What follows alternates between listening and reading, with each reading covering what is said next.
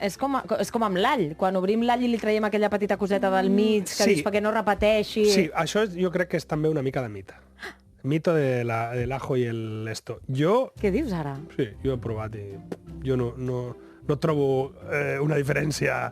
no sé, que sí me que és veritat gustaria... que acaba repetint l'all, encara que li treguis allò del mig, dius, però repetiria més si no li haguessis tret, mai ho sabràs, perquè ja li has tret, no? Repite 2 veces o 3, depèn si le cuidas... No, jo crec que això no és, i si no, que vingui un químic o el que sigui, i que ens digui, oye, pues sí, això porta no sé què i no sé quanto, i ho fa més repetitiu. És molt fort això que ens acabes de desmentir, i és important per la gent a casa, perquè clar, ja no cal que ens quedem amb les mans amb olor d'all permanentment perquè t'has estat allà disseccionant l'all, perquè després no t'aporti res.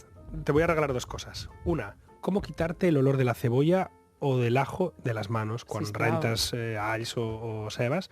Atenció, oients. No frotis. No frotis!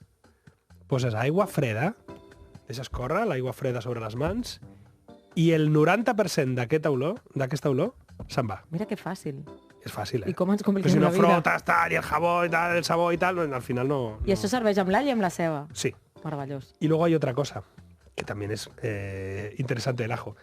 Si tú el ajo, hay algo en la menta, esto té cap rigurositat científica, es una cosa más empírica.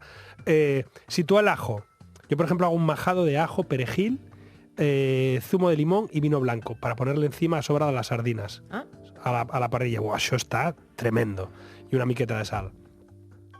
Si li poses menta, l'all s'apacigua també. Ah, sí, eh? I no repite tant com si no li poses.